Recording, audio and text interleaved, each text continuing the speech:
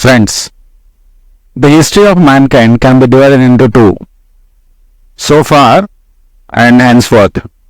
So far, all religion at least has been taught by a man, a person, a book, etc. The principles have always been there, but people have followed a person or a book primarily, and it is needed. It is the psychology of the masses. It cannot be replaced easily at all. Now, Vedas are Apaurushaya. They did not come from one person. They are always there. They don't depend on any person or book. Therefore, this religion of Sanatana Dharma has been not just existing, not just surviving, but thriving so far because of this wonderful principle that it does not need a specific person. It is not dependent on one person or a prophet or a book. But it is very difficult for masses to see religion, to see the truth, to approach the truth without the help of a person, another person, because they are persons. They need another person's help. They want an example, a shining star like a person. So that person is important. So when you choose Guru, you choose a person who cannot fall down, who cannot do anything wrong, who is almost perfect. So you think like that, and it is very, very important. Shrotriyo avrijino akamahato yo brahmavittamaha. This is how your Shraddha should be towards your Guru. So that Guru should be a Shastrajna, a very well-versed person in spirituality and the study of everything, the whole existence. And that person must be pure. That person must have love towards, compassion towards people in general, so that he can teach this, whatever he has learned in this life. Now, what I am proposing is that so far this has been the religion, and humanity has come to a certain stage now that it requires to jump into the next phase, where you should directly be able to see the principle, where even the qualified gurus should take a back step a little and show the principles to the disciples, to their children who are disciples, and try and make the people grasp principles directly. Because this globalization and this mass media, today you can overnight become a star. Today overnight you can become a nobody if the media or the narrative is against you all over the world. So nothing valuable stays in the same country. It just travels. Nobody can stop it. So almost all humanity can be touched instantly. So in this day and age of scientific development, where the spread of the message can be quite easy, but the message has to have a real stuff, real depth and breadth, and also length in the sense that long-term vision. And Vedanta has it, of course, we all know that. And Vedanta, if it is only theory, then it is, there are Swamis who discuss this Vedanta in Sanskrit, because they already have concluded that masses in general they do not understand this, they are not qualified for this, they are not even interested in this. They are not stopping people from knowing Vedanta, but they've given up, I guess, or they understand the current reality that the masses will not be able to understand this philosophy properly in its pristine purity and apply to their daily life in the correct spirit. So therefore they discuss it amongst the scholars. Now what Vivekananda taught is practical Vedanta. Very, very important. It is practical Vedanta that Vivekananda has taught us primarily. Without practicalizing Vedanta, without the pragmatic approach to the Vedanta, everything falls apart. Whatever Vivekananda did goes for nothing. Therefore, what I am trying to say is, in the complete works, for example, in volume 5 somewhere, Vivekananda mentions this in a letter, I guess, that the tendency of the people is always to follow a man. He is talking about Sri Ramakrishna. Now, though it is to follow a man, you try to preach only the principle to people. They will understand who Sri Ramakrishna is by themselves. You don't need to preach Sri Ramakrishna as an avatar of God, or that your guru should be everybody's guru, or etc. That is petty sectarianism. But what Sri Ramakrishna is will be understood by people. You don't have to worry. All you have to do is preach the principle, not the man. Even though Vivekananda recognized that primarily masses will want to understand religion through a person, and they want to be devoted to that person. They want to, Buddha, for example, Buddha never said there was a God, and never did not say that there was a God. And after he died, he himself was made into a god, and now people worship him as a person, as a prophet, etc. It's not bad, but it just went against the basic principles of what Buddha said. That is what we believe. Now, what I'm trying to say is, the two phases of human history is that one phase, so far we have been depending on gurus, books, persons to understand religion. Now we need to, because of the development so far, because of the stage that we are in, and atom bombs are there, nuclear threat is always looming over all our heads. So it is high time we unite very urgently, and we have to be able to see the principles directly. If not now, when?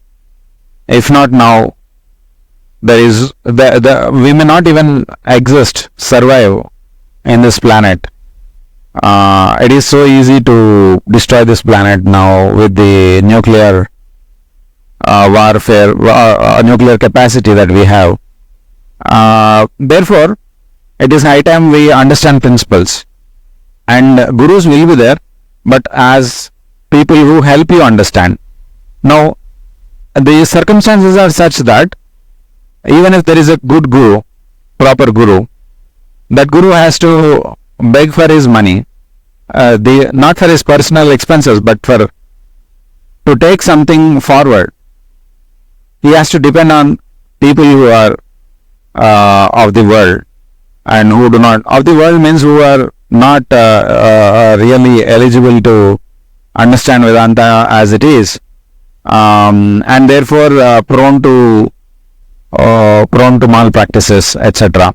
So if that is so, then it is a great burden on the gurus that they have to please people who are of manipulative nature, and then gain money from them, and then do good, etc. So basically gurus are overloaded very, very much, and therefore it is not feasible,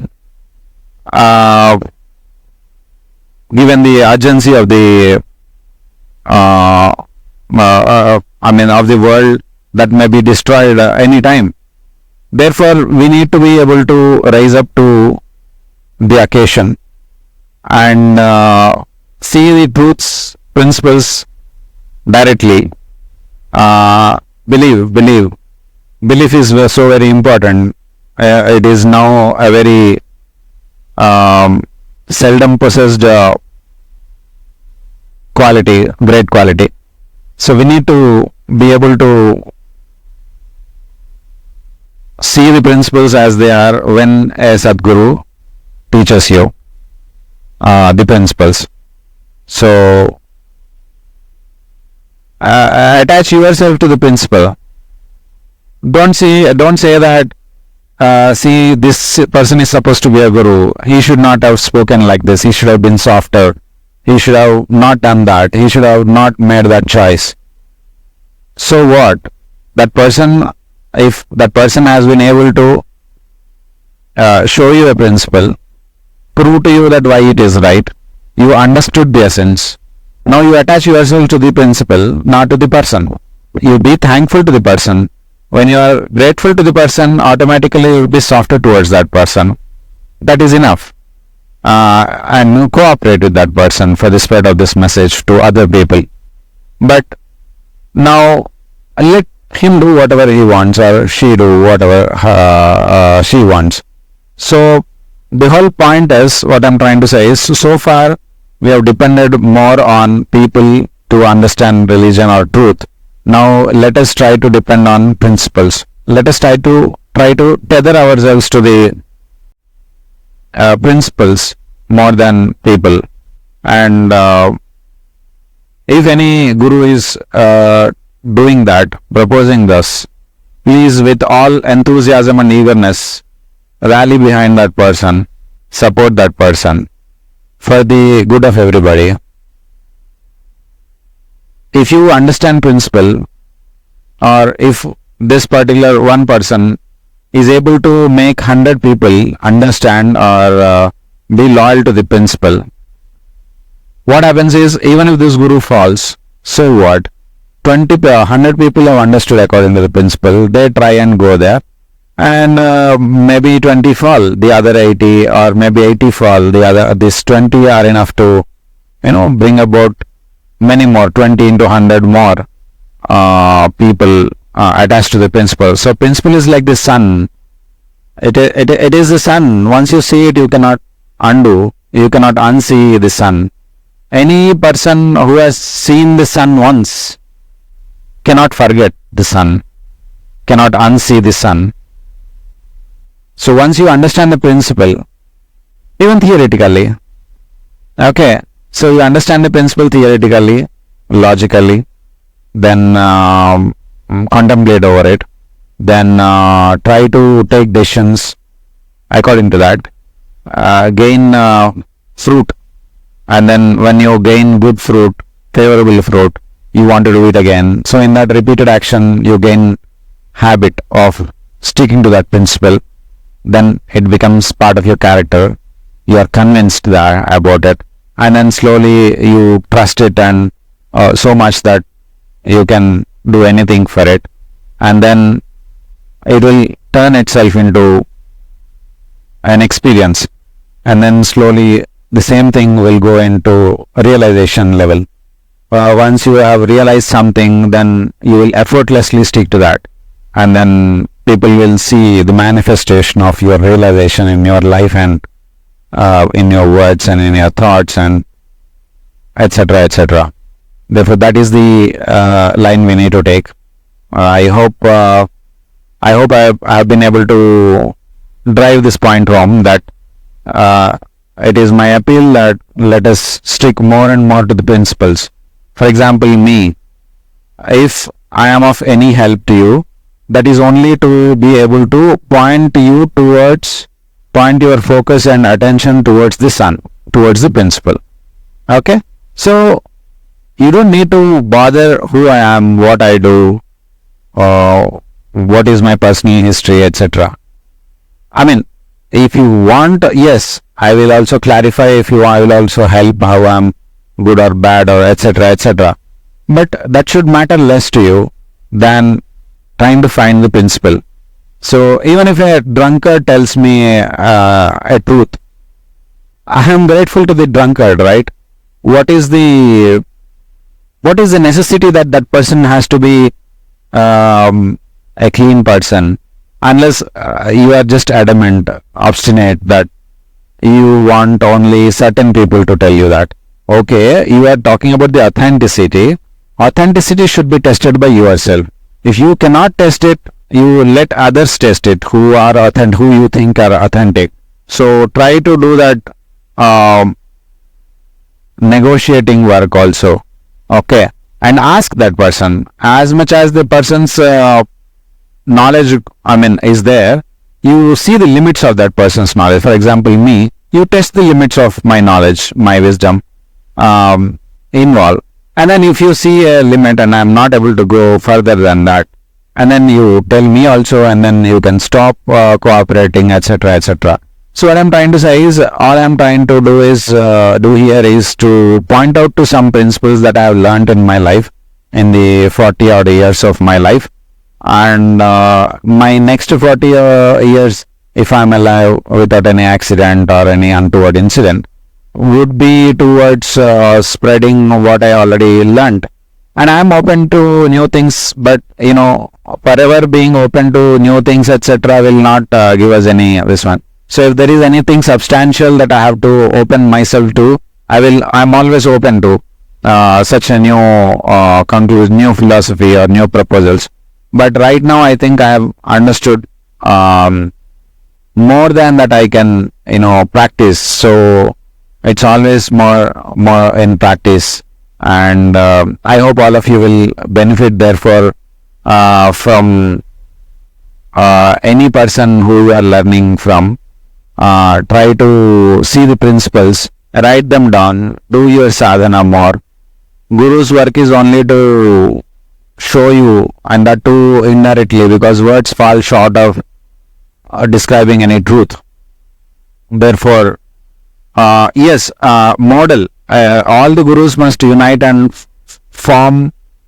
prepare models in which people can stay and learn. People can be born into learn, and these models should include all economical aspect, political aspect, religious aspect, health aspect, justice aspects. All these should be included in that model, where if you just have to do is go live in that model for a few years, so that you will be able to understand the truth through a system. So system needs to be formed. So principles and then system. That must be the hierarchy. And then if you are just following the person and then book, etc. So system is very important. So please support people who are trying to form a system that is universal, that leads to only to harmony, that is rational. You can sit and discuss that rational means, and that is naturally acceptable. So these are the qualities that system must have, that theory or that philosophy must have, if you have to accept that. Thank you.